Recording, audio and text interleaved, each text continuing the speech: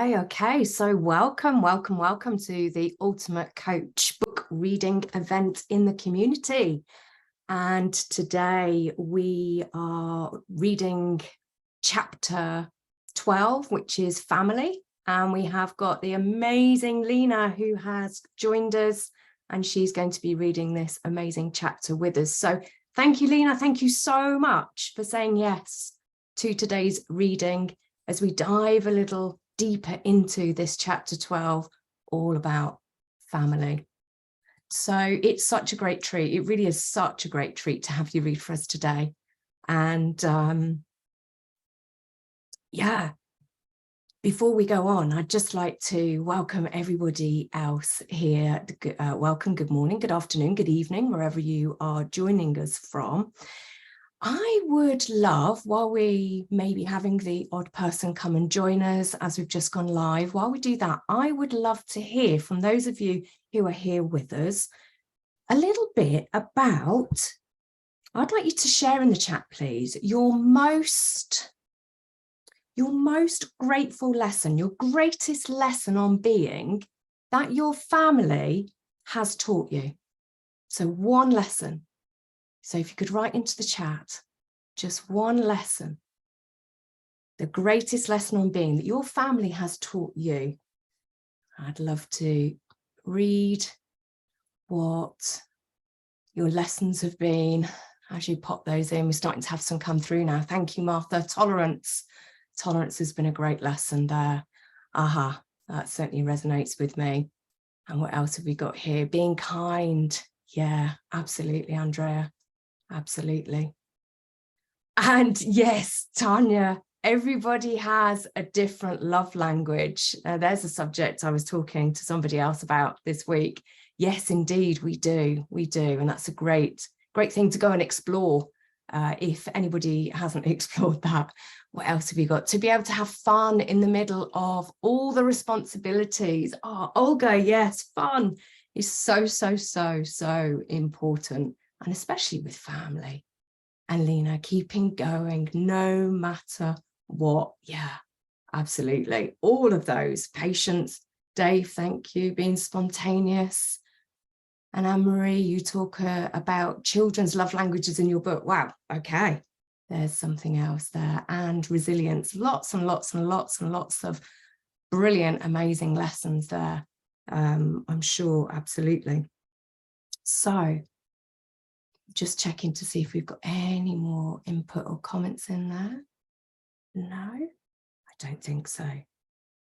Okay. So before we dive in, we want to take a moment to acknowledge each and every one of you for being here today, for whatever it is that you have had to put to one side or create space in your own schedule, in your own day, in your own morning, afternoon, or evening to be here. Your presence in this co-created space is really special. So thank you for being here. And, you know, as Steve offers us to consider that the intention for this book reading is to expand our state of being. So that's why we're all here. And with that in mind, please note that while acknowledgements of one another are really powerful, we request that you share about you. So when you're sharing during the book reading, please share about you. And if you do feel called to acknowledge someone, we ask that you reach out privately to them or on the Tuck Facebook group, and you use it as an opportunity perhaps to deepen your connections. And as a gentle reminder that we request that when you read about you, and that when you listen about you. And when it comes time to share about you. As is so beautifully stated by Byron Katie, we all experience about anyone else is the idea.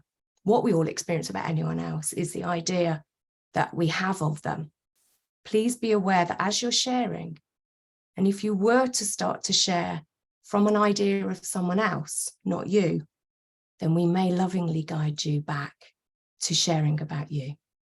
And with that, I will pass on to Olga. So Olga, over to you.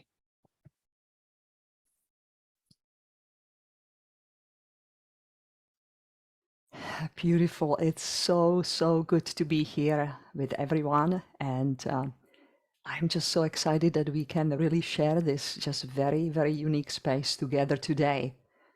And I would like to welcome everyone who is present today here, and also those of you who are going to be watching this as a recording.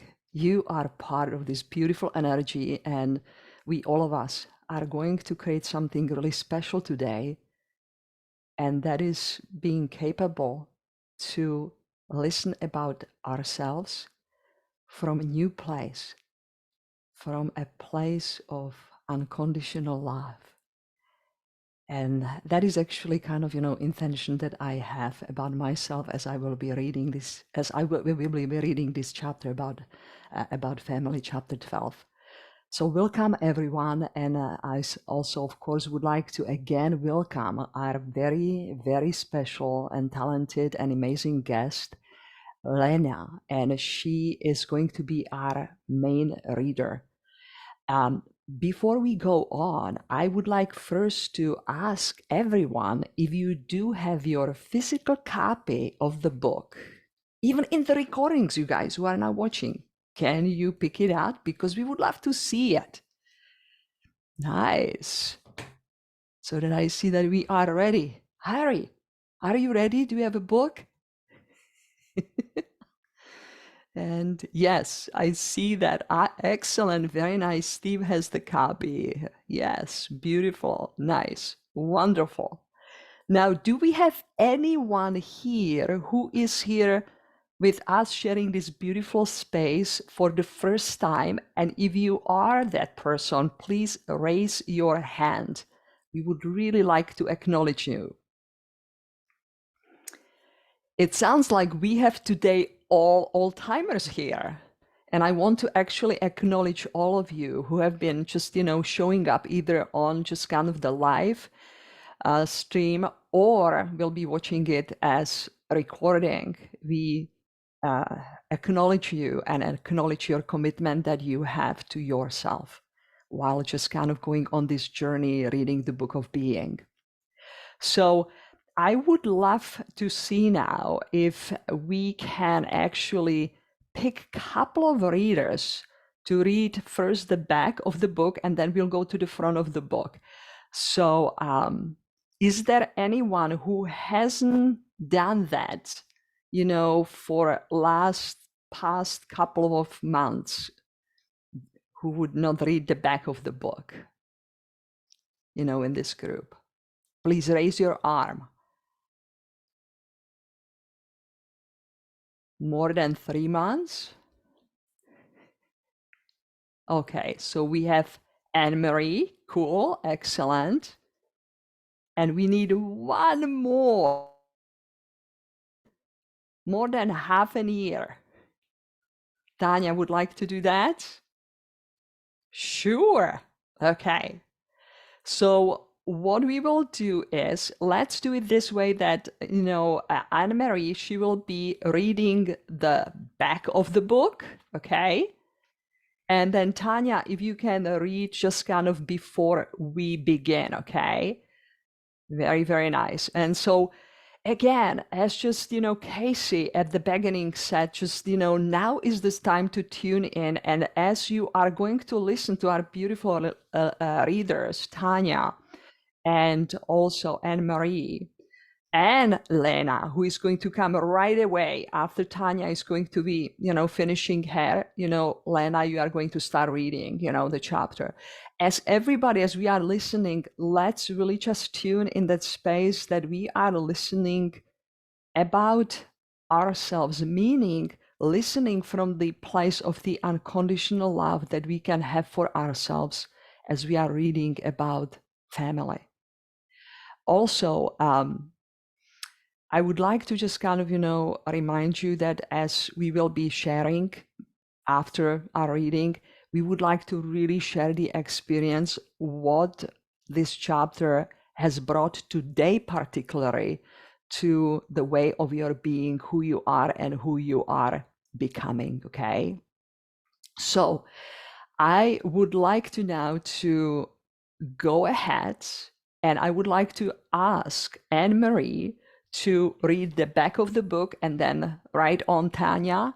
And after Tanya, Lena is going to dive in chapter 12, okay? So let's go. All right, great. Thank you. Good morning, everybody. Dear potential reader, as you may have noticed, there are no testimonials on the back cover of this book imploring you to read it. I vetoed that. The only testimonial I am interested in is the one you will have from reading and experiencing this book. Please do not read this book about me.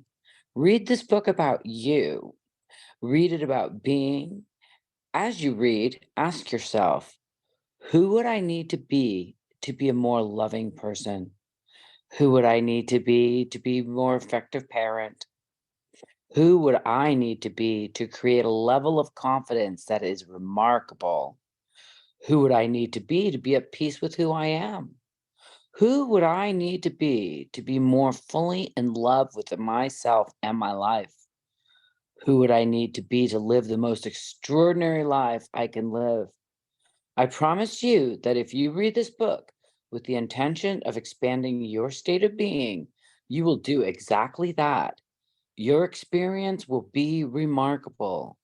Who you are being is everything. Loving you, being blessed, be you, Steve Hardison. Before you begin, Steve Hardison. I never wanted to write a book, and I haven't. I never wanted to have a book written about me, but here it is.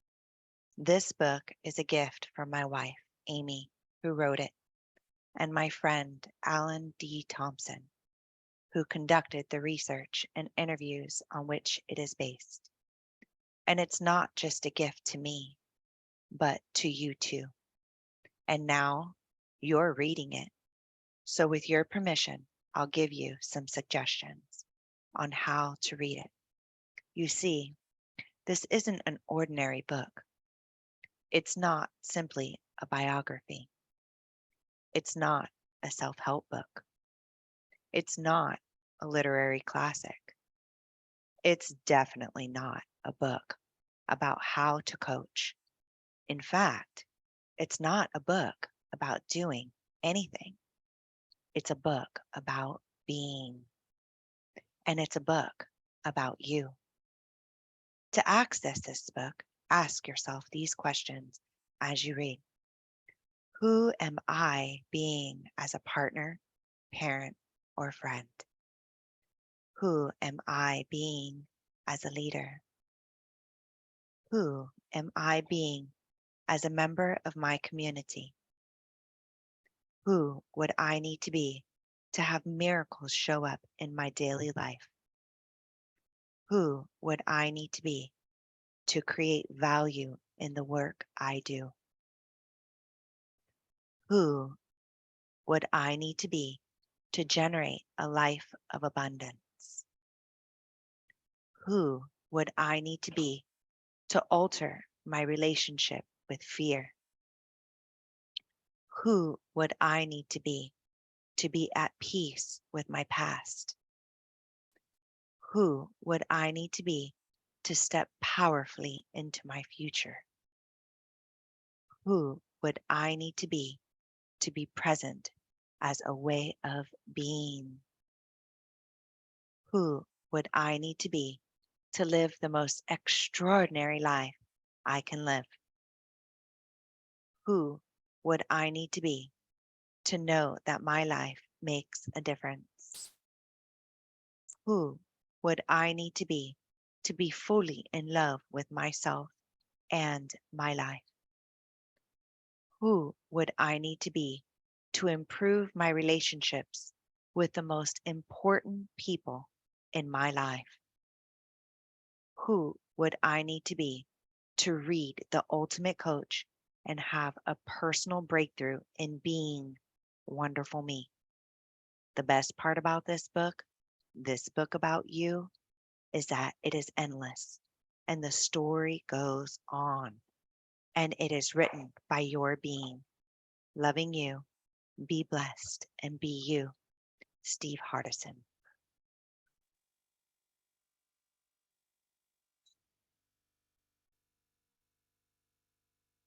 Okay, thank you. So I will proceed with chapter 12, reading the family, and I will start.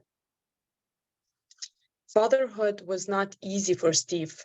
He listed towards meticulousness and found noises and commotion unsettling. His acute senses were assaulted by the chaos that comes with 4 young children. Sitting around the table and talking after dinner was a foreign concept to Steve. Eating dinner as a family was a foreign concept for Steve. Sometimes parenting brought up pain. The kids knew that no family member had ever watched their dad play in any sporting event. There was one exception. Rob attended one junior high football game, the one when Steve was knocked out and got a concussion. They knew their dad had never gone on a vacation. They knew no one bought him the hottest basketball shoes or gave him money for a movie. They knew he walked to school in the snow and that it was uphill both ways. They laughed when he made light of his childhood and rolled their eyes when Steve launched into it, just like Roy did for me when he bought them something or gave them money. They didn't know that at night, in bed with Amy, sometimes Steve cried. When he provided his children with the things he never had, he relived his pain. Without a role model and with some extra baggage, Steve had some missteps as a dad, as do parents who have stellar role models and travel light. Still, Steve was an extraordinary father. He particularly excelled at preparing his children to make it in the world. He passed on business and people skills, both genetically and through teaching. He taught his children to work. He educated them on how to harness the power of their minds and how to create their world. He taught them to be their word. He loved them fiercely. The following are some of the Hardison's children's memories of their father, in their own words. Stephanie. By the time I was 10 years old, Dad and I launched my first business, Stephanie and Stinklewinkle and Special Stuff. Stinklewinkle was the quirky name I called my dad. Far be it from me to remember where it actually came from. What I do remember is choosing and designing my little business cards, which were fluorescent pink. The business model was simple. We bought items in bulk from Price Club, like popcorn and water thermoses, which I sold door to door. I worked the neighborhoods in walking distance using a little red wagon to pull my products. I was fearless and well received by my customers. I quickly graduated from selling popcorn and thermoses to $30 bottles of perfume. I remembered one time especially well. My dad and I were at the car wash and he encouraged me to use it as an opportunity to do business. I didn't actually have my product, but he insisted I didn't need it. He taught me to overcome each and every objection. So, with some on-site coaching, we prevailed, and I sold a perfume bottle to a man at the car wash. Later, my mom and I delivered it to his home. As a 10-year-old kid, I learned from my dad how to work hard, close deals, and run a business. 30 years later, I'm doing just that. In looking back, it's clear to see how much my dad, Steve Hardison, has influenced and shaped every aspect of my life. Who I am today, my talents, my capabilities, and my professional accomplishments are because of him. Lindsay. My dad was always fun. He would build tents out of blankets and have tickle fights. Sometimes we would sleep outside in sleeping bags. Often, my dad would pop in at my elementary school during lunch. That always made me feel special. One day when he came, there were ropes hanging down from the ceiling. They had used them during PE. My dad said that he had never been able to climb the rope as a kid. Before I knew it, he was halfway up the rope. He made it to the top and touched the ceiling. Then he loosened his grip and slid down. He had raw burns on his hands, but it was worth it. When my dad worked at Rodel, he often missed my birthday because they always had Rodel days in Delaware that week. So when I was 8, he took me to Delaware with him. It was exciting to fly across the country. At the airport, he taught me the power of asking. He told me the worst that can happen is someone will say no. He walked up to the agent and asked if we could be bumped to first class. She agreed. The flight attendants went out of their way to make me feel special. When we went to Rodel days, the employees made a big deal over me.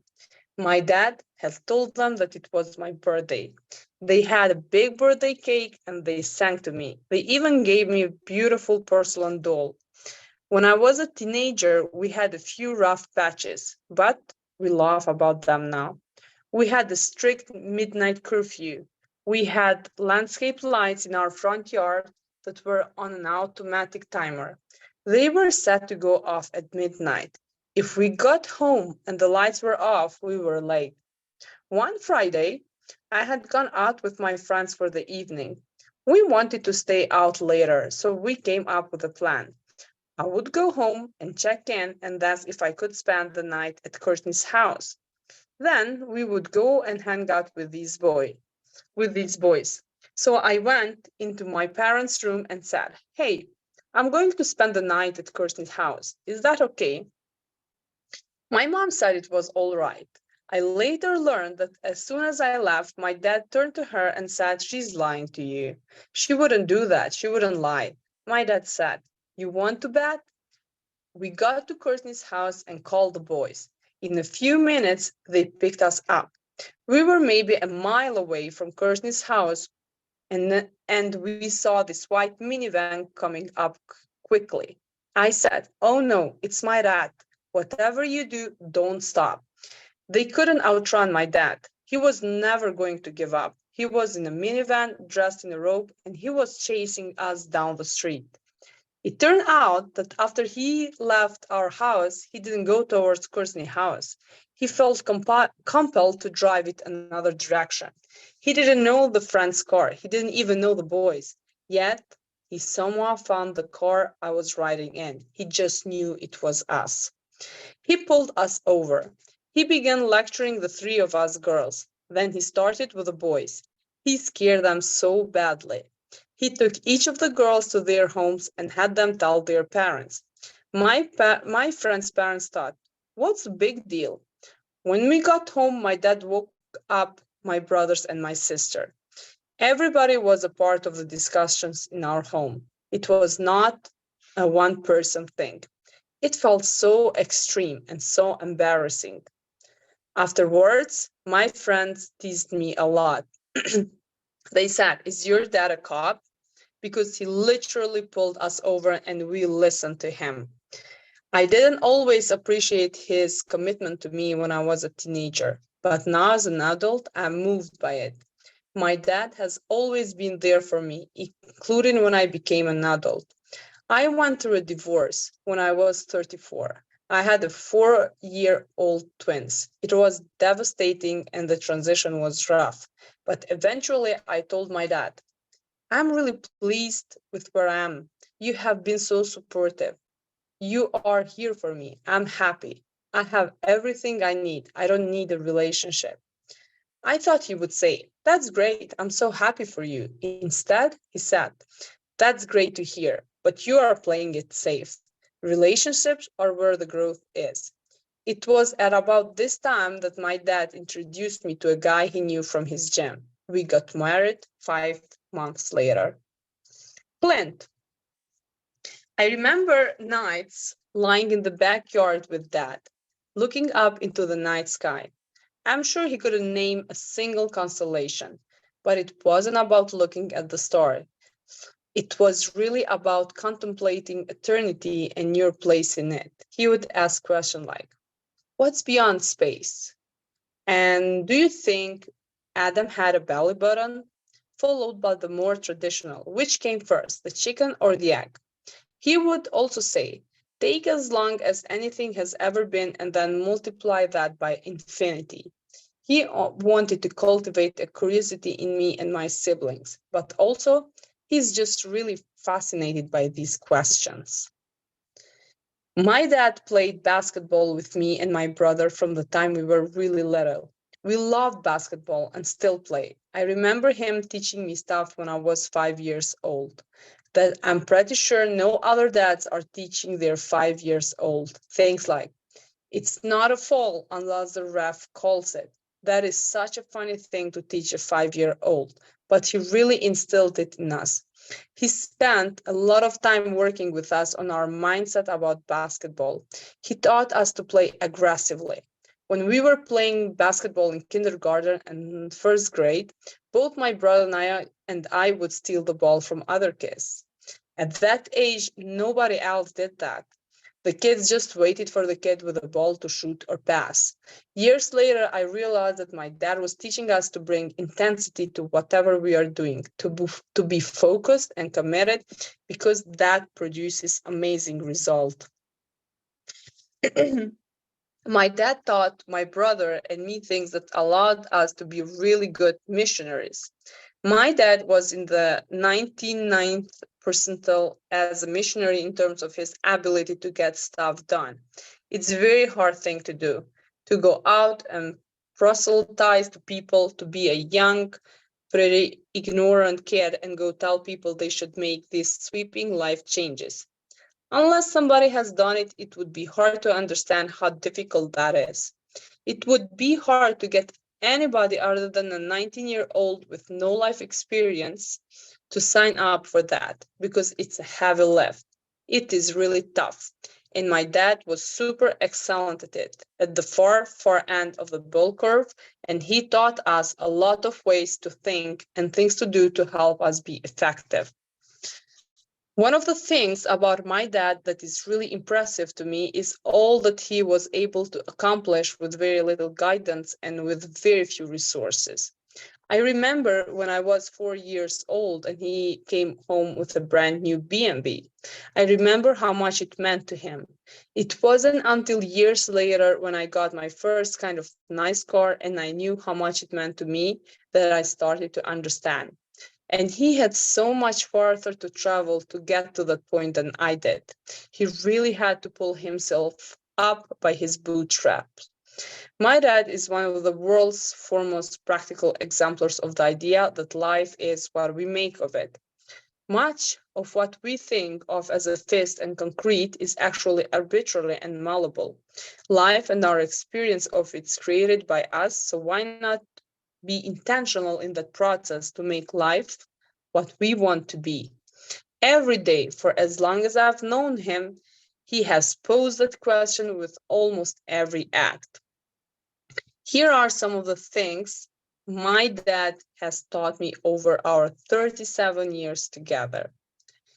If you do what you say you will do, you can become what you say you will be. Measure twice, cut once. Do more than you're paid for. Rely on agreements, not expectations. It's not as much what you're doing as who you are being. Hire a handyman. Live beneath your means. Don't take no for an answer. Dumb rules bind only those who aren't willing to question them. Get outside your own paradigm. A well-timed curse word can be rather cathartic. Be the same you wherever you go. Blake. As a kid, I played competitive baseball. Practically every day I was on the baseball diamond. My dream was to become a professional catcher, so I would spend hours in the Arizona summers catching and throwing, sacrificing my body to stop wild pitches and improving my swing. It was at this time that my father taught me how to create a future that I could live into. With a giant Sharpie, we wrote on the back of my catcher's mitt, "The vacuum." It was a declaration that there wasn't a wild pitch that I couldn't scoop up or suck out of the dirt. I don't believe that I was the most naturally talented catcher on the first day of tryouts, but I became the best catcher on our team because my dad helped me develop a tenacious work ethic and a mindset that gave me confidence. I also loved basketball. I played in my first basketball league when I was 6 years old. At that age, they didn't let you guard the kids until they passed half court. So I stood at the half court line, and as soon as I could, I tried to steal the ball. In one game, the player crossed the half court line and I stole the ball, ran down to the hoop, and I laid it in. The very next play, the same kid was bringing the ball down. He took a step over the half court line and I stole the ball from him and scored. The third time, the same kid was coming down the court. I went to steal the ball and he punched me in the face. He clocked me. The kid got kicked out of the game and the whole thing stopped. I remember going to the sideline and saying, "Dad, why did he hit me? I wasn't trash talking him or anything. I was just being a kid who loved the game of basketball." My dad said simply, "He didn't like you stealing the ball. He didn't sugarcoat it. He didn't pity me so that I felt like a victim. He just said, you did this, he did that, now it's your turn to choose. Do you want to keep stealing the ball?" So very early, I learned that you can play it safe and never get punched in the face, or you can play it all out. I choose to play all out. Yes, there are risks, but the payoffs is an extraordinary life. Another thing that made a big impact on me also occurred at this time. I was about 5 or 6 years old when my dad came home with a 9 multiplied 6-inch notebook called The Cash Keeper for each of the kids. Inside were plastic dividers, pouches labeled spending, saving, and giving, and a general ledger on the side.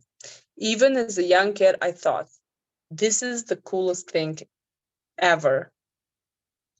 Dad sat all of the kids down and explained a principle he called 10-10-80. The idea is that whenever you earn money, you give 10% of your money to someone else. Teething, you save 10% of your money and you use 10% to cover your bills. And if you can put more in a savings, you do it. I was young. I was still watching cartoons, but I caught the vision of it. I was excited.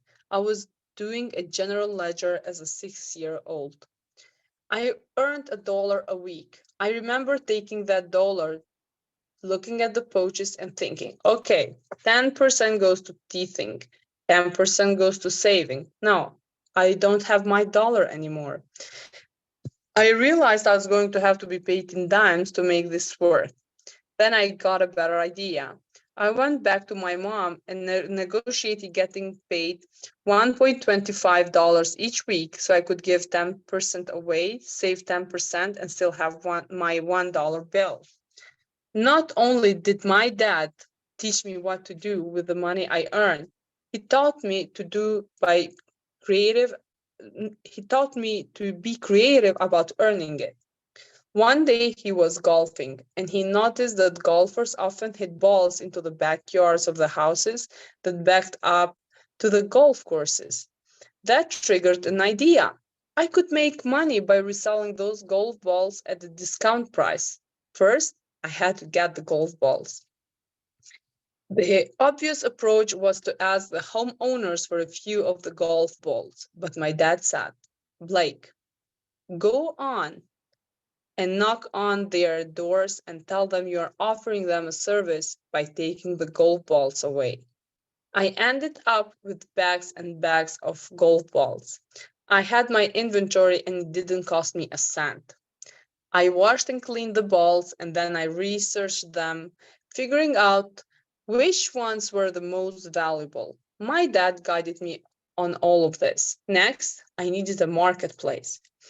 My dad asked the owner of the gym where he worked out if his son could ask him a question. Of course, he said yes.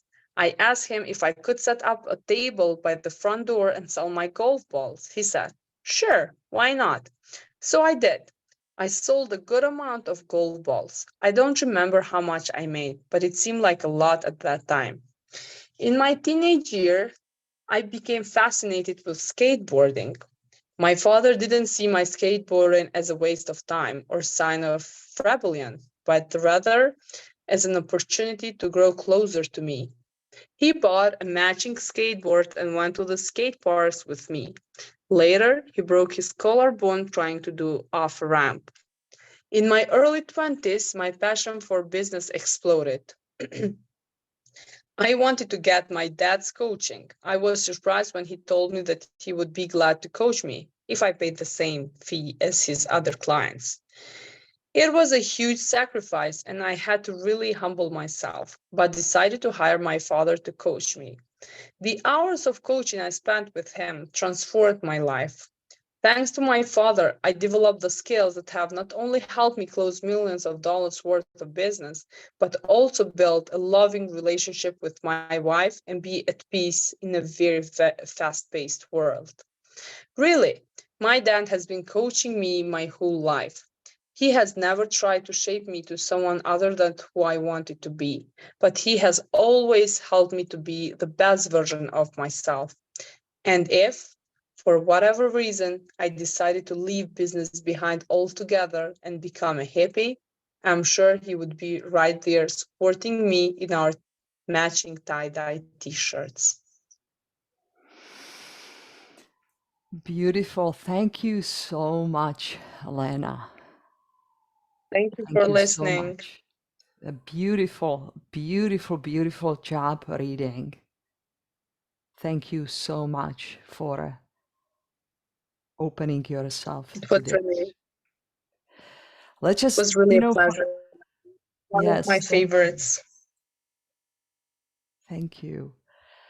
Let's just pause, everyone, just for a second, and let's just close your eyes before we start sharing the experience what this particular chapter has brought to your heart and to your mind.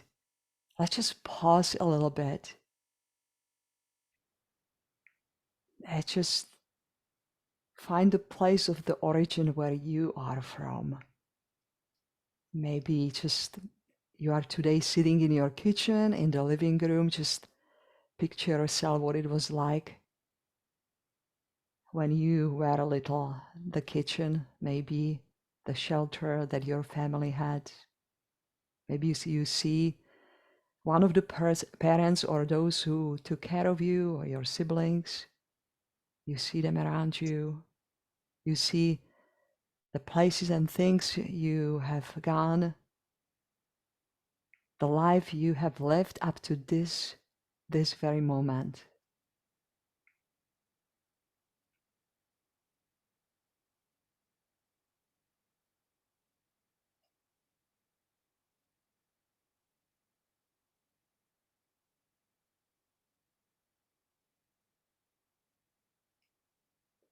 And no matter what kind of circumstances we might be coming from, see if you can express gratitude to those who have given you life, that you can be walking here on this earth. Because we, all of us, are coming from different families. Thank you.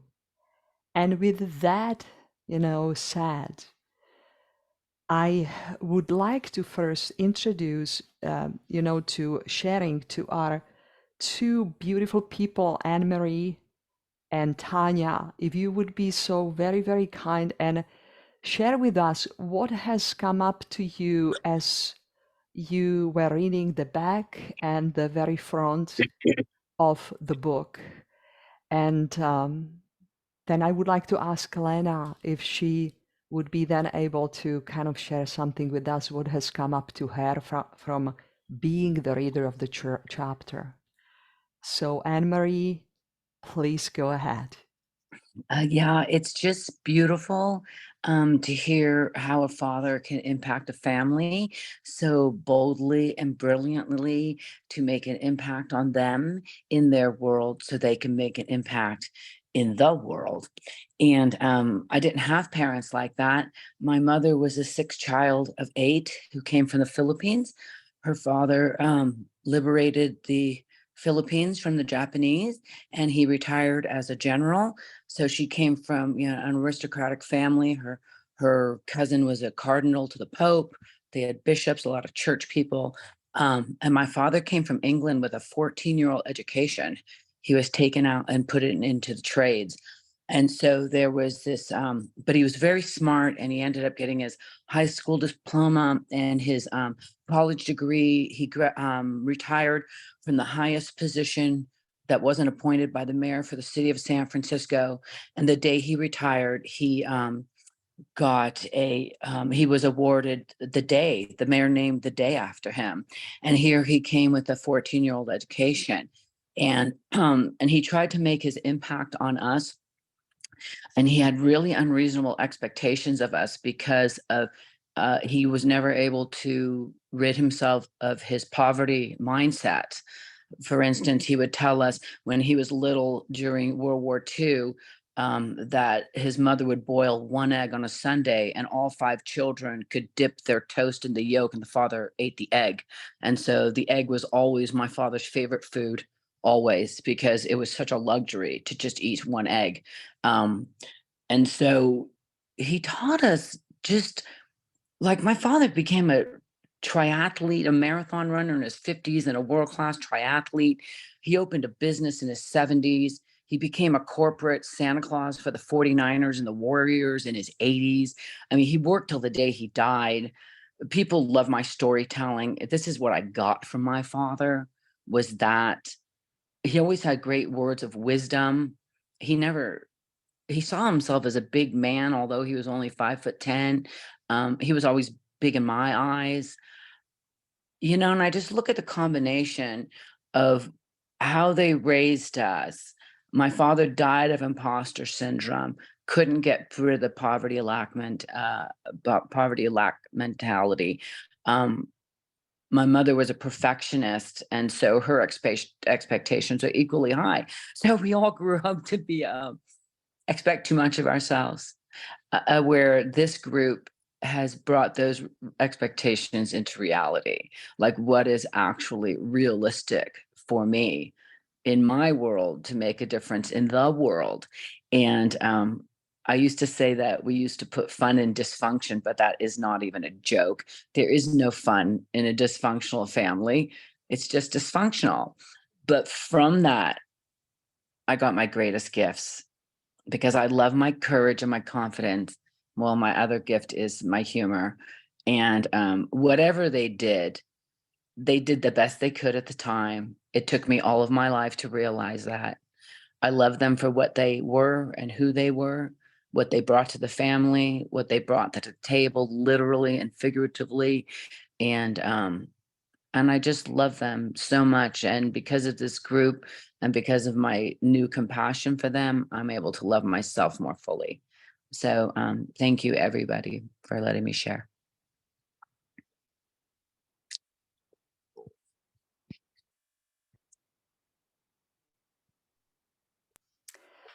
What a beautiful acknowledgement. You know, I just love what you are sharing, Anne-Marie. I got my greatest gifts from the family where I come from. And definitely just kind of there were some huge bumps and detours that just kind of you have experienced as you were sharing that, but just, you know, so beautiful how you, to me, what I'm kind of listening to when you are sharing is the power of the acknowledgement that I can create about my family, regardless where I come from or how perfect or imperfect the individuals within the nucleus of my family were or have been. What I'm learning from you is how beautiful just kind of is to acknowledge, you know, the people within your family for who they are, because we, all of us, you know, always do our very best, even though our very best can be just kind of maybe unskilled or even hurtful. But we just, all of us, usually do our very best. Thank you so much. You know, I mean, it's amazing what you are sharing about your dad. I know you for for a little bit longer, and so that general, you know, now I know. Okay, because to me, Anne-Marie, you are that, too. You have that just kind of, uh, persona and a quality. It's just you are describing as your dad, because becoming a general, that's a big deal, guys. Yeah, Right? that was my grandfather. My grandfather was actually a medical student until his father was murdered by guerrillas, the militia, not the animal. Gotcha. And he became a colonel and the head of intelligence at the age of 32. But the thing it really gives me compassion, and I try to drive home to other people who have children, is you have to remember that before your parents were your parents, they were young people with dreams, goals, and aspirations. Yeah. So we have to look at them not as our parent. I look at my father like the son of his mother, and I look at her not as my grandmother or his mother, but as the daughter of her own mother. And that's where I found my healing, was just seeing them as people, not my people, just Yeah. regular people in the world. So thank you. That is just so beautiful, what you are offering to us,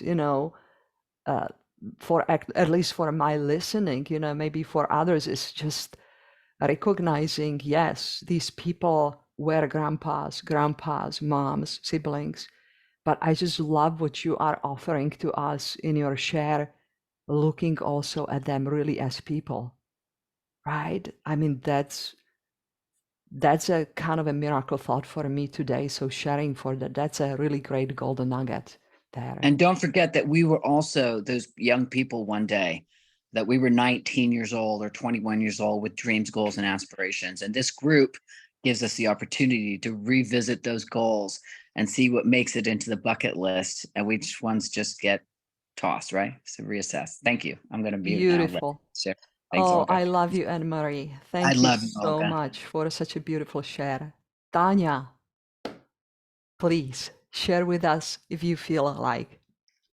Thank you. I really appreciate the sharing from Anne-Marie, and especially your response to Olga. The first time I read this chapter, I really found myself in a state of envy. Looking back and looking at my experience with my father and his lack of presence. And then, however, this chapter gave me an insight into looking deeper, like really looking in from where my father came from. And my grandfather and my grandmother only had a first grade education. That's it. That's as far as they went. And so looking at their impact in my life, but they always showed me love. They always showed me love. Like they were always wanted to make sure that I was cared for still with love. And so this chapter really brought me to a place again of acceptance to my dad, and opened up a conversation that I had with my father. And he said to me, I've never been a confident person. So I'm sorry I wasn't there for you in maybe ways that you might have needed me in your life. And however, other people stepped up in my life that were unexpected, and they were there for me and encouraged me in ways that honestly, I really wanted my dad to. But this chapter really gave me a place of acceptance for him and opened up communication with my father. And what's even more beautiful for me is not only do I have the book, but I also got the book on Audible. And so at one point we were listening to the book on Audible in my vehicle, when I took my kids to school, on the way to school and on the way home. And so in last year's school year, there was an opportunity where they were having like a fun day, family fun day at my kids' school, and they were inviting parents to host a booth for children at the school.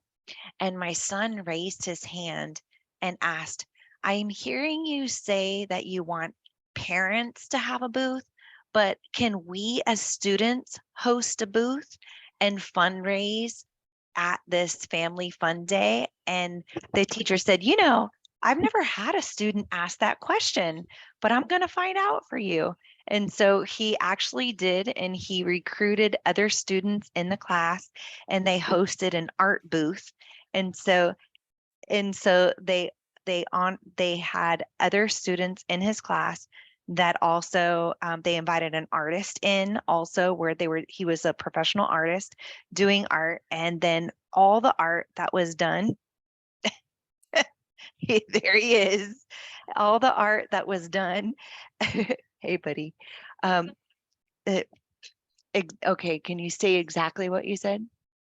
So, wait, so like when she did the comments like Monday, I asked if we could like just set it up like with my friends, because like my friends all like drawing and stuff, and so we thought like we could like do like drawing. So they hosted a drawing booth, and they invited other students into the booth to draw. And then they sold some of the paintings, so they raised money. Or for people that wanted to actually do the drawing, then they would have to like pay for the canvas and all that money. Then they were able to earn money through it. And so I appreciated this chapter, especially for my kids, because it just opened up their ideas into how could I do that, rather than it just be, and again, the limited thinking of it had to be a parent. So that opened it up for them, and the experience. There you go. It's I love you, buddy. Oh, so beautiful. So it just gave me the experience too of rather than looking outward, where can I look inward and be more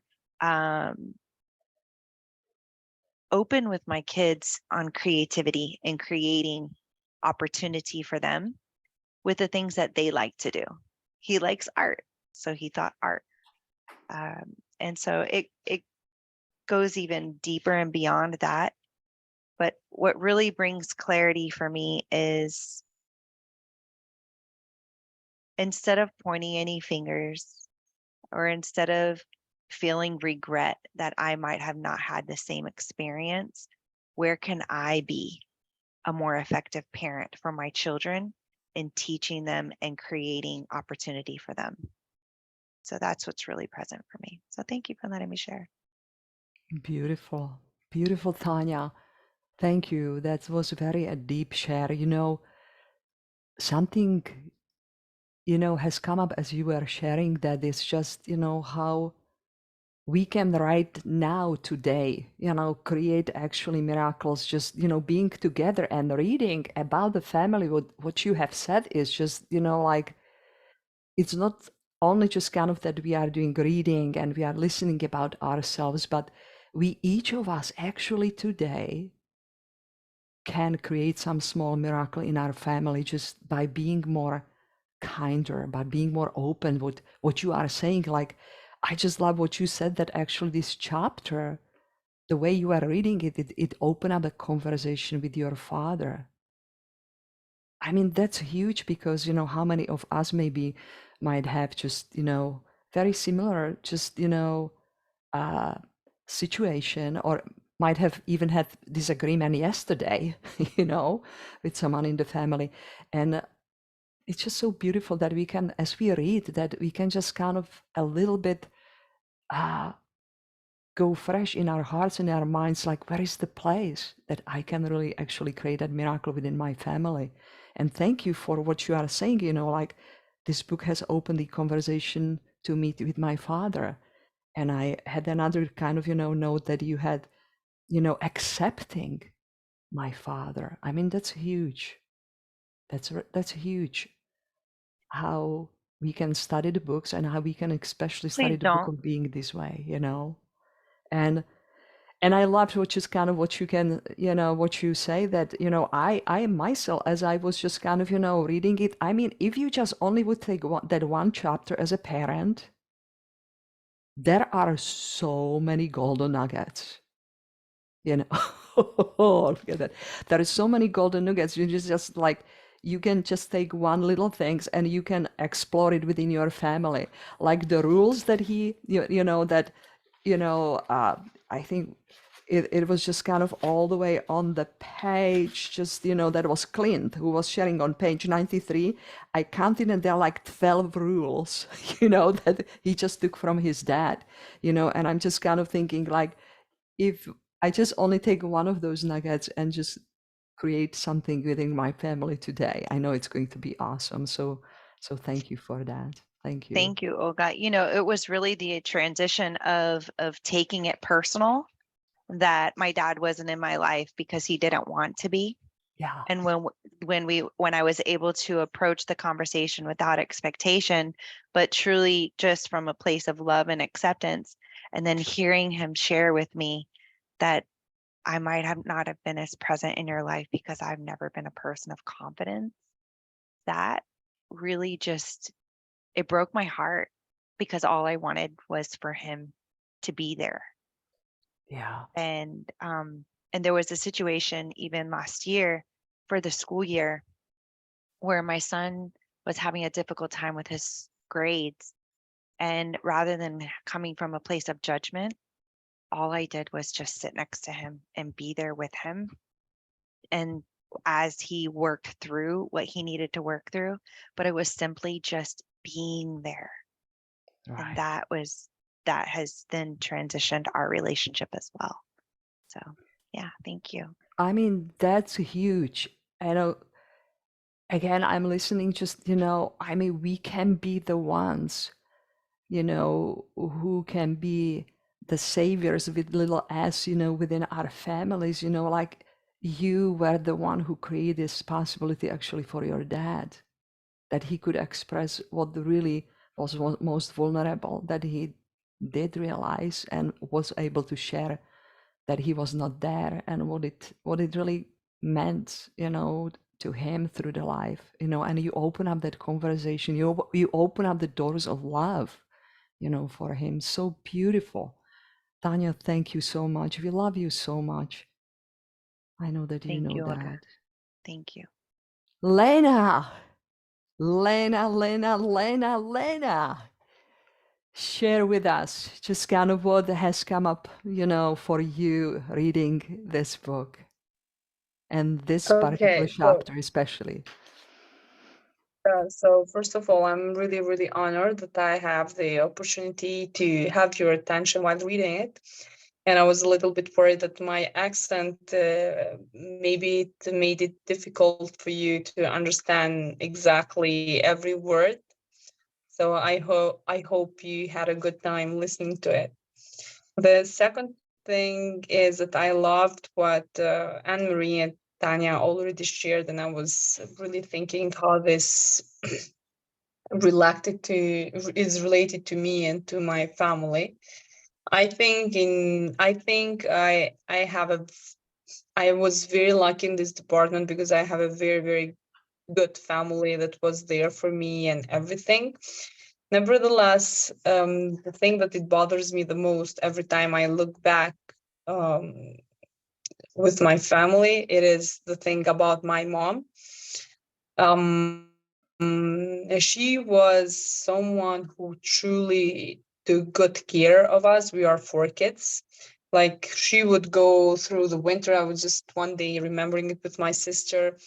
At that time we were living in a village, so the bus lines and everything were really rare and were not the best infrastructure. But she was so worried about our teeth and when you're like really young. So I remember she woke up at like 5 or 6 a.m. to get us so we could get an appointment to the doctor and we could have the best care for our teeth. Like, this is one of the example of her, how much dedicated she was to having us fed and healthy and everything. But in the other hand, I later came to reason her gesture. She was really violent. Like, it is hard to say it loud, but she was that. Because it when I look back, it was the only way for her to control everything what was happening, because she was living with um, my uncle-in-law, my uncle and his kids and his wife, and my uh, mm, the mother of my father and everything. So it was really, she was working 8 hours while others were not at that time. Women were not, she was educated with the university, she is educated with a university degree and everything, while everyone around her was not. So while they were doing only the housework, she was doing the housework and working. So she had double the work and double the expectation. And I remember she telling me, like, at 1 a.m., she achieved to clean everything so she could leave it perfectly for the next day. So they don't say, because she's working, she doesn't have a clean house. For her, it was very, very important to be good at both parts. But then she unleashed, and with us, I was the oldest one, so I think I had the biggest share. Every thing that she was facing with other people, like she was not feeling easy to talk with or to confront, she would she would unleash it with us. Like, even if would say, like, I want a glass of water, or just being a kid, she would hit us or beat us or things like that. And I know that other kids, other siblings, did not take it as close to their heart. But unfortunately, at that time I was reading a lot. Like, I really love to read to expand my knowledge, and I knew that was really, really wrong. So it affected me big time, because that feeling, like, when you don't know that something is wrong, you don't take it as wrong. You're not aware of it. But then you're aware of it, that the parents should not be doing that, the parents should be this and that. But for me as a kid, it was really, really confusing, because she was being such a good taking care mom of you, feeding and helping and keeping you warm and doing everything else. But she was really rough in the other side. And it was funny, because now I don't remember, but I once told her, like, most of the time I don't even remember why. Like, I was just being there, and I didn't know what happened for that. So what this is causing me, it's like, I always promise that I'll never hit my kid, and I will be a much better mom and for my kids. And I think I'm definitely a much better mom, but it's still there, like imposter syndrome. Like, is this thing that I yelled at him is going to scar him for life? Is this what he's going to remember? Like, I remember the things from my mom, except everything else that she did good. So hearing about the Steve being a father and how difficult it was for him, to be the kind of father he wanted, it also brought to me memories like, am I being the best mom? Am I doing the best who I'm trying to be, or is it the best decision I'm taking? Like, one of the things is, when Steve let one of his son, support him with skateboarding and everything. I'm usually like that, but at the other hand, I'm like being irresponsible, because I'm letting him decide for things that he's not maybe mature enough to decide how long he should play on his phone or whatever, or watch TV. Like, should I be supportive and let him do as long as he wants, or should I be the one putting the rules and trying to control him? So sometimes these are the things that really, really bother me. And they say that the brain suffers the most when you don't take decisions. So I'm all the time either decide or decide, because once you take the decisions, you know what it needs to be done in order to move on. Beautiful. Are you completely now? Yeah, I think. Beautiful. Well, I really want to, acknowledge you for just, absolutely incredible and courageous woman you are. it's just, you know, you are a beautiful example to me of someone who is literally standing on the shoulders of their parents. And it's really just kind of, you know, incredible just, you know, to see how you are now showing up, you know, for your children, right? And also just, you know, we always have that. I always have that, you know, I know that there were things like, I really never ever want to do this as my mom is doing that. I don't know if you guys have that too. Like, I will never ever do this to my kids, you know. I think it's in all of us. And I think it's actually really beautiful because, you know, as Tanya said, you know, and Anne-Marie just kind of were sharing, they are humans. And I think that our parents, you know, they did just the very best with the tools they have had, you know, and it's just wonderful when you just kind of, you know, acknowledge that and just realizing that sometimes the tools were just literally not skilled at all. And where did they take them from? You know, probably from their parents, right? But what is just kind of, you know, really beautiful that, you know, what I'm listening, you know, to you as I'm listening is that we, all of us, you know, just kind of, you know, have that choice, that I have a choice how I want to show up like mom. And I think that what I'm hearing just kind of from you, Lena, especially how much of love really you have, you know, for your kids and battling that all of us as parents, we do. Should I do this? Should I do that? Right? And to me, it's always just kind of comes back down to, you know, feeling the guts as just, you know, like, you know, what is the most loving way I can approach it, even though it might hurt, you know, because I need to say something or I need to say no. That might be difficult, you know, from the child to say. But I know that you have been operating as a mom from that place of deep love, and you are learning and gaining that awareness. So I really want to thank you for your share, and especially taking time from your family today and read the chapter. I mean, you know, you have been about 60 minutes away from your kids. So kudos to your husband. I want to acknowledge him, that he's now being the parent number one and just taking care of your beautiful children. So thank you. Thank you. We have about another just kind of, you know, 5 minutes or so open for the share within our community. So please, you can raise your arm if you really would like to share something, you know, that has come up from the share and from reading the chapter. And I see the hand, Harry, go ahead. Yes. Tell us. Wow, Tell this us is all. more than 1 hour already. Can't believe that the time passed, like the time flies. So I have a little shares. I really love the part that is where the Steve discovered that is Lindsay, the girl lied to him, and I remember so much about me.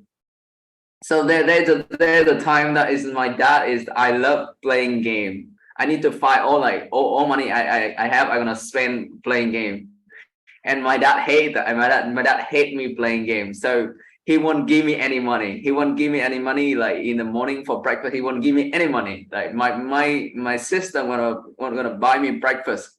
And so I was thinking to myself, oh, he didn't give me any money. I need to be creative. So in the morning in the Vietnam, the people tend to eat noodle. And so I asked my dad to buy noodle. And so I collect noodle and I come to my class. So like I say, hey, everyone want to buy noodle, everyone want to buy noodle. And so because in Vietnam, the people love to eat like noodle dryly. So like, hey, everyone want to buy noodle. And so the people bought noodle and I had money. And then so I continued playing games. And so my dad got confused. Like, hey, I didn't give him money. What the heck? Where the money come from? That's so fun. I remember the time that my home is building and so we've got a home building. There are a lot of irons beside the house, like a lot of iron that the people don't use. And so I say, oh, this is the opportunity to earn money. So I take that iron and come to sell iron again. And then so my dad say, oh, I said one day my dad discovered that the iron is get less. And by somehow my dad discovered me that the one that sold that iron, and he beat me crazy. And I'm that moment, I get hurt, but one thing is I can't be like, how did he found out? That I think that I'll call him later and discover like how I haven't asked him yet. So I will call him and tell like how did he found out that I sold this iron. That's all my stories. It's a lot of fun. A lot of good, a lot of bad, but I tend to like forget the bad and collect the good. That what I forget. Yeah. Thank you. That all my share. Thank you.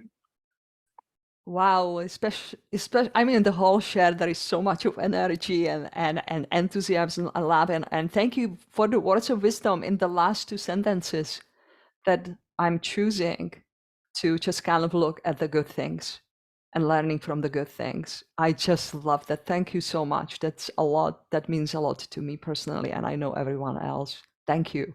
Anyone else, please? I'm sure that everybody has some sort of a family. We have still just kind of a few minutes. Please just kind of, if you want to share something, raise your hand. Casey, we would love to hear from you. Thank you. So what came up for me when I was listening to Lena beautifully read that chapter was a multitude of lots of things, but there was some really great fun memories of, I think about my daughter and the time when I helped her. She would make lots of slime to sell at school. That was a thing that we had here in the UK many years ago. And she made, quite a lot of money through creating new, lots of different things, creative ways of making money. And that was really good fun. She did, she didn't quite get into trouble. I think the school tried to get her into trouble, but I went to go and see school and I spoke to them and she didn't get in trouble. They didn't like her entrepreneurialism. So that's okay. We just didn't do it at school anymore. We would do it somewhere else instead. But that just brought, that beautiful memory back, and really just looking back on my own childhood, that I think at an early age, in my early teens, I realized that nobody was going to come and save me, and it was down to me to create things for myself. And, just kind of realizing as I got older that my childhood perhaps wasn't the greatest, but I never really dwelled on it. And it was only when I got older that I realized that, perhaps it wasn't as great as other people's. But it was about making choices and making decisions. I get to choose. I don't need to live in the past. I don't need to do things like my parents did.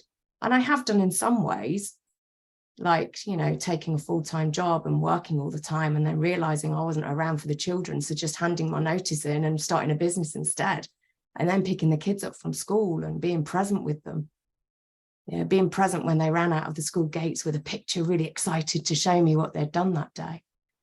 And so I think the biggest thing really, again, from reading this chapter is just reminding myself of the choices that I've made to perhaps not be like my parents were in some sense, and to do things differently and to teach my children different things and to be really present with them.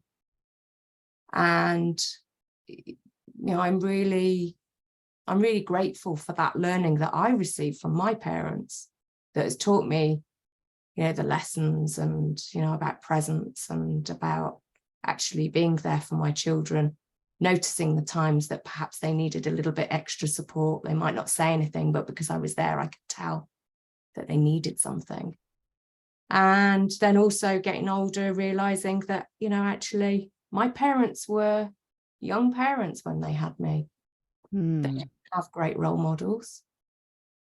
They were just doing and learning and being as they had been shown to do, learn and be. And I chose differently, and I choose to honor and respect them for who they are. And we're all doing the very best we can in that moment in time. And we get moment after moment after moment after moment. And with each moment we grow and we learn and we make more choices, new choices. So lots came out of this chapter for me. And I think I'm complete with my share. Thank you. Thank you. So beautiful, Casey. Honor and respect your parents, regardless of the journey they took. So beautiful. I just want to share something with you guys. Many times when I was raising, my two boys, I had moments that I blew it too. And it hurt, it just was not just, like I either just, was maybe raising my voice more than I should, or just, being a snappy or being angry. But one thing that I just kind of, have learned, and as I have been reading this book, it just kind of brought back to my, awareness, and that is just, I always, went to my boys and individually, I would apologize myself for what I would just say, Dominic, that was not the best way I showed up for you as your mom. I maybe have reasons to be angry, and I know that I could do better, and please forgive me. And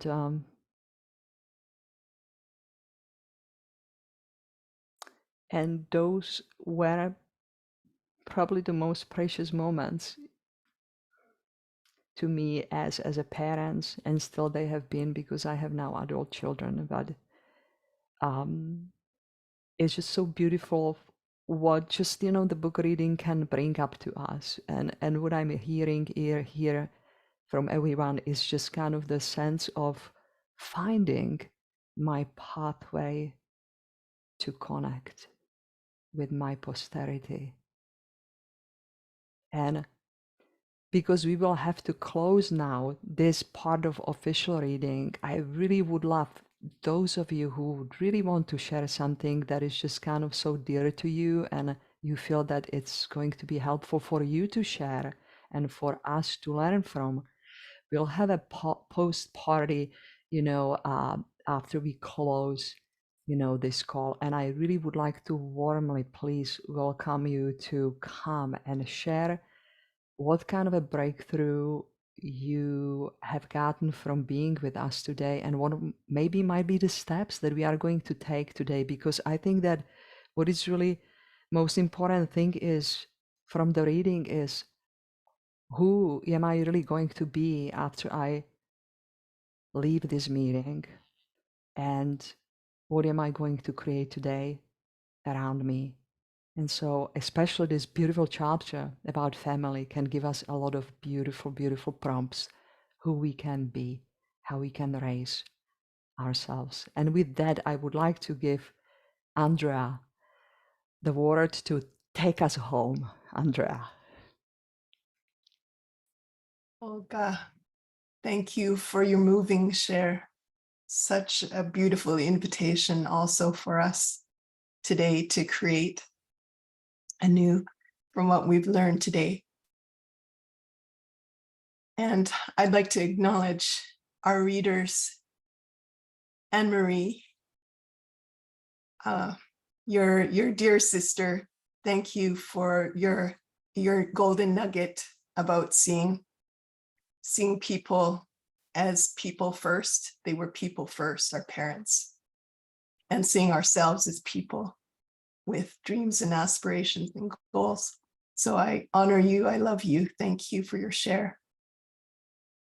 And Tanya, thank you for your beautiful share, and about, and your son, he's so brilliant, and you're really living this through accepting your father, and giving that to your family. I see you, I feel you, and you're really embodying all of that. So I honor you. I love you. And Lena, although we haven't spoken formally, I already feel you as a sister, and your voice, your accent, your pronunciation actually helped me. The enunciation of your words, it spoke to me. I heard every word, and I also heard you say about your taking your best decision. So you're very, very, very, very proactive. I feel your energy, and I hear you, and I honor you for what you've been through and what you're creating in your family with kindness and love. And for my co-moderator, Cassie, thank you for jumping in today. I want you all to know Cassie jumped in at the last minute for our Farah, who isn't feeling so well today, and she did an amazing job, Cassie. So I love that you did that, and you went all in, and you did an amazing job. We wouldn't have known. Actually, it's your first time doing this. This is my first time doing moderator 3, like taking us home. So I think we're doing great. And so thank you, Cassie. And Olga, thank you. All I have to say is so much gratitude for grounding us and your presencing.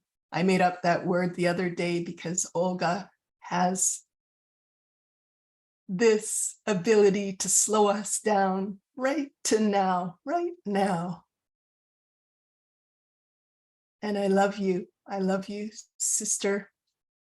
And to Team Tuck, thank you for your commitment. Thank you for showing up. Thank you for being here. So now, just one nugget I got from this beautiful chapter on family is, of course, I'm thinking of my dad and my mom and how resourceful they are. My dad came from India as a refugee with $100 in his pocket. And so he taught me the value of, well, being resourceful and resilient, and living beneath your means. And all of that was like drilled into me. And so I wasn't grateful at the time. Actually, I kind of went the other direction, but now I totally see that they were always in my corner. And yeah, right too, they gave me a piggy bank, piggy banks. It was actually a physical pig. My nickname, they called me Porky, which isn't a very nice name for a girl, but anyways, Porky, like the pig. And so piggy bank money was a safety, like financial security was a thing from both my parents that they instilled in me. So they had one of those, gave me for Christmas, one of those things where you keep coins, and it goes, you put it in the top and it goes down. And they were just all about safety and financial security and opening a bank account and working hard. So they worked so hard, and with the resources that they had. And yeah, I just have so much gratitude for them always being there for me, even when I messed up and was overseas with like no money. And I'm in Egypt, and I'm like, I've got no money. Help. Yeah, just I could go on and on and on, but I just want to say how proud and grateful I am to them. And for instilling all that. And I'm not supposed to cry. I'm supposed to take us into the after party. So I'm going to stop this. So now the upcoming events I'd like to announce. I'm pleased to announce this Wednesday, November 1st, is Chapter 13, Rodell, read by Rachel Mason, our beautiful Rachel Mason. And so please join us if you can make it. That would be awesome. Also, there is the second anniversary of the Ultimate Experience in Scottsdale. Yay. January 26, 27. Yay. Do a little if you're going. Okay, right on. And then there's Birmingham, the UK, May the 25th, 26th. In the UK, do this if you're going. Okay, and if you want to know more or get tickets, please put a comment in the link so we can get that info to you.